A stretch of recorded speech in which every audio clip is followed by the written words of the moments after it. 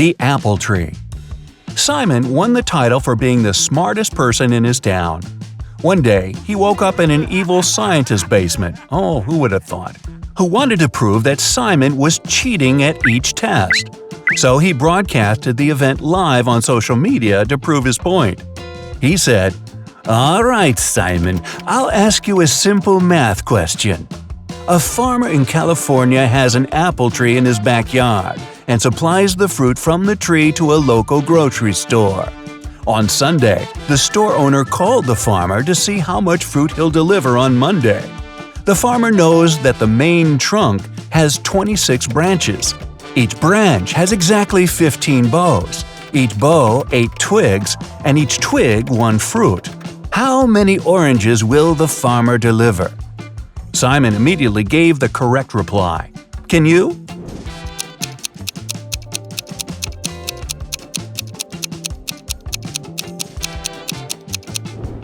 "None," said Simon. "Apple trees don't bear oranges." Wow. Who took the car?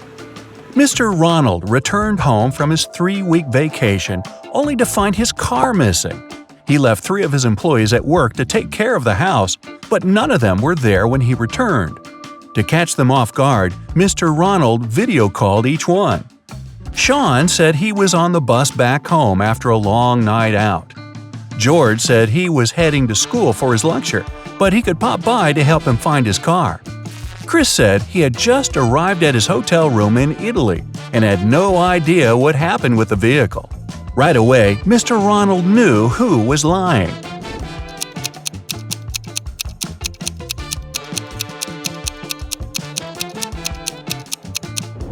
It was Chris. The clock behind him showed the exact same time as the one on his phone. He wasn't in Italy. The Indivisible Apples. Sam went apple picking with his sister, and on the way back, they met their 4 cousins. There were only 5 apples in the basket, and Sam had to divide them equally between his sister and their cousins. But 1 apple had to remain in the basket that he'd take home. How would he divide the apples?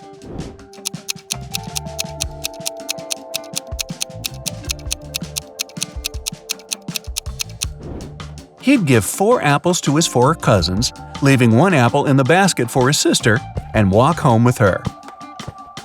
The right door. Mike was driving for 7 hours on the freeway when his tire blew up. He called for help, and they said it will cost him $200 to fix it. He was angry because he was thirsty, hungry, and didn't have any money. In front of him, still sitting in the car, 3 doors appeared, each with signs above showing where they lead. The first is full of food – burgers, spaghetti, lobsters, and pizza. The second is topped with beverages, from energy drinks to sodas and iced teas. The third door has $1 million in cash. Which door should Mike open first?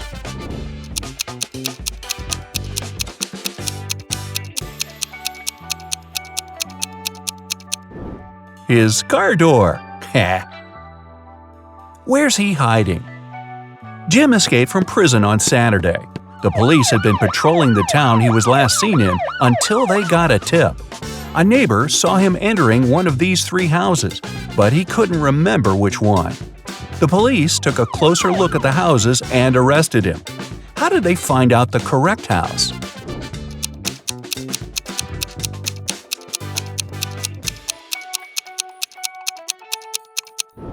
It's the last one on the right.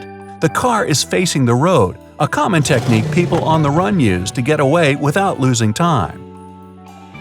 The new retail store. John's friend Susie opened a new retail store, and she came up with a new method to price her stock. A tie costs $15, a belt $20, a beret $25, and a blazer $30. Using this method, how much would a handbag cost?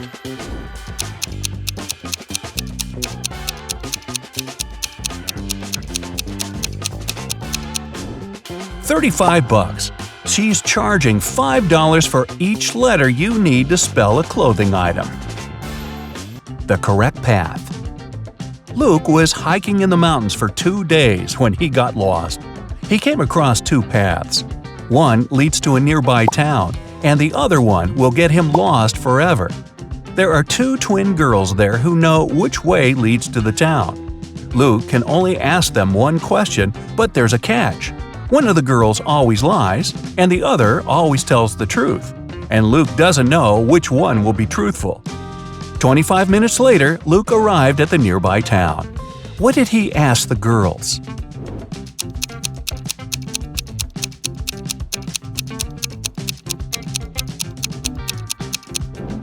If I ask your sister for the correct path, which one would she show me? They'll both point in the same direction, which means Luke took the path they didn't point at. Where does she live?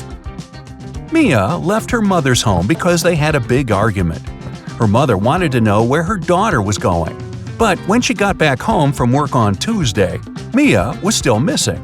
Mia didn't have a phone, and her mom didn't know where she went. 2 hours later, she found out where she was staying. How?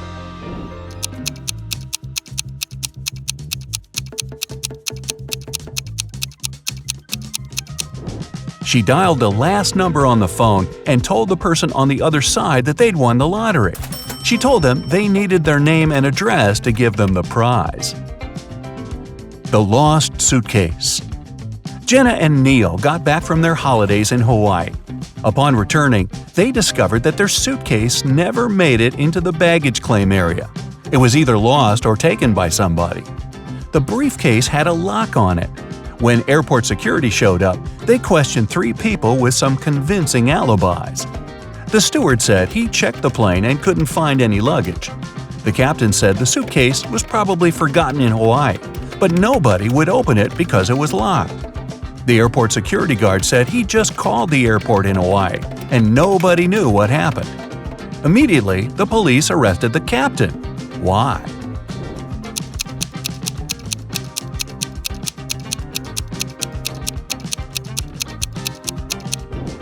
He knew the suitcase was locked, but nobody told him that. Where's Mary? Sarah and Jamie were spending the weekend at Mary's house. On Saturday, they went to bed late, and when they woke up the next day, Mary was gone. She left a note on her nightstand that read, "Come find me here, noon-DL." What does the note point to? A city, a famous mountain, a forest, or an island?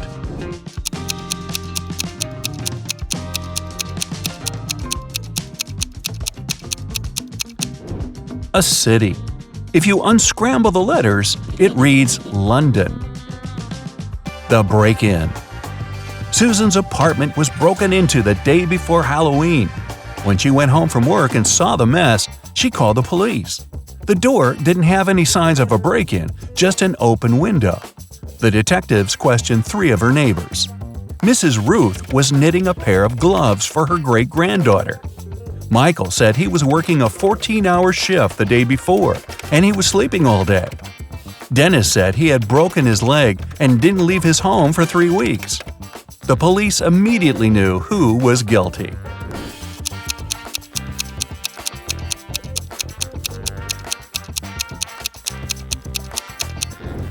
It was Michael. He was the only one able to climb into a window.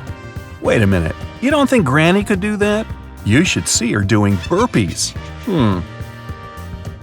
Will he win the game? Mark was visiting a new game store in his neighborhood.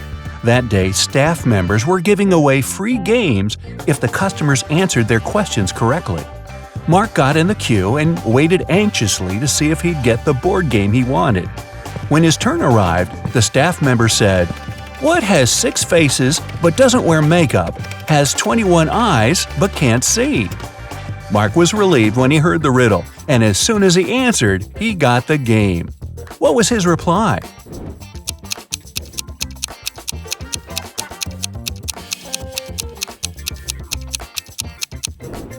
A dice. When partying goes wrong.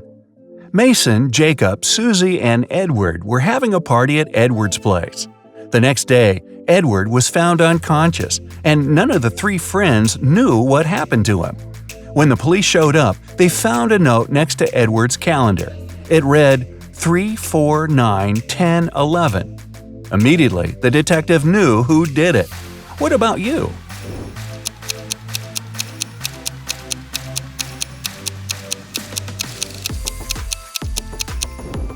It was Mason. The note was next to a calendar. Take the first letters, transform them into months, and you get Mason. 3 equals March, 4 equals April, 9 equals September, 10 equals October, 11 equals… which one is that? Which is the correct door?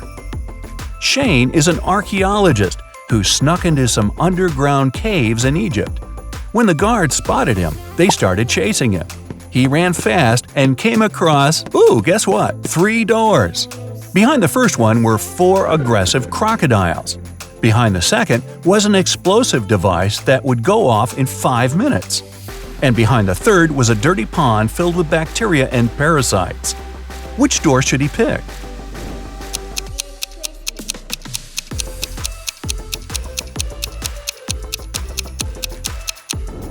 The second door. But because the guards were coming quickly, he should move the device to the room with the crocodiles and then run away to avoid being caught. Guess the weight. Jake was buying veggies for his lunch recipe. He purchased a bag of carrots when a shady man approached him and told him, "Sir, I don't have any money with me, but I really need those carrots. Let's make a deal. If I write your carrots' exact weight on this paper, you'll have to give them to me. If I don't, I'll give you my watch." Jake agreed, thinking there was too small a chance for the stranger to guess the number correctly. The mysterious guy scribbled something on the paper and gave it to Jake. As soon as Jake read it, he handed him the bag of carrots. What did the man write on the paper?